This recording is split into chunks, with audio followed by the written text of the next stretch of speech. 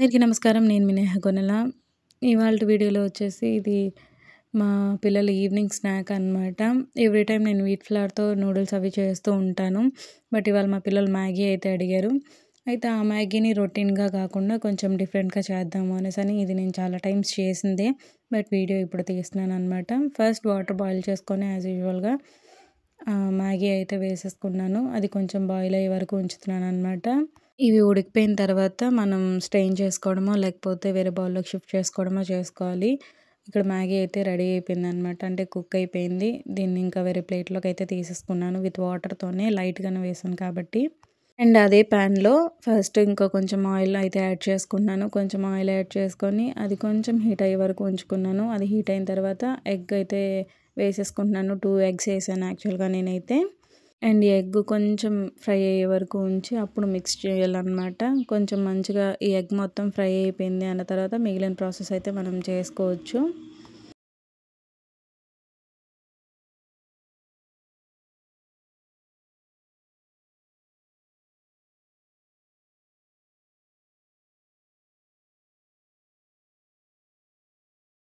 And ఇక్కడ egg అయితే మంచిగా ఫ్రై అయితే అయిపోయిందండి. దాంట్లోకి కొంచెం సాల్ట్ వేస్తున్నాననమాట. ఈ ఎగ్ ఎంతుందో దానికి సరిపడా మాత్రమే సాల్టు.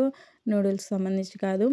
అండ్ అదే ఎగ్‌కి సరిపడా కొంచెం కారం గూడా యాడ్ చేసుకుంటున్నాను. ఇది మొత్తం 3 మంచిగా ఇంకొకసారి అయితే ఫ్రై చేసేసుకుంటున్నాననమాట. ఇవన్నీ మంచిగా ఫ్రై అయిపోయిన తర్వాత ఆల్రెడీ మ్యాగీకి ఇచ్చుంటారు కదండీ! పౌడర్ ఏదైతే ఉందో అది. ఇవన్నీ మంచిగా మసాలా కూడా ఫ్రై అయిపోయిన తర్వాత కొంచెం కొత్తిమీర, కరివేపాకు కూడా వేసుకున్నాను. ఇవన్నీ మంచిగా మిక్స్ చేసేసుకుంటున్నాను. మిక్స్ చేసుకున్న తర్వాత ఆల్రెడీ మనం బాయిల్ చేసి పక్కన పెట్టుకున్న నూడిల్స్ ఏదైతే ఉన్నాయో అవి కూడా యాడ్ చేసుకొని మిక్స్ చేసేసుకోవాలన్నమాట.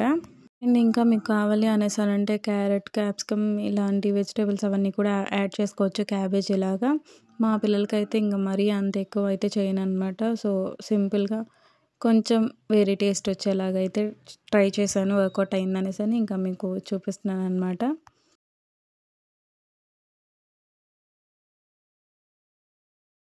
ఇది ఇలా మరీ స్టిక్కీగా రాకూడదు అనంటే అది బాయిల్ అవ్వంగానే కొంచెం కోల్డ్ వాటర్‌లో అయితే యాడ్ చేసుకోండి.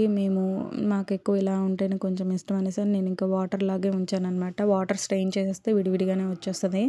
అండ్ మరీ నూడిల్స్ వచ్చినట్లుగా అయితే ఇవి రావండి. కొంచెం స్టిక్కీగానే ఉంటాయి. ఈ వీడియో అందరికీ నచ్చిందని అనుకుంటున్నా. Thank you so much for watching.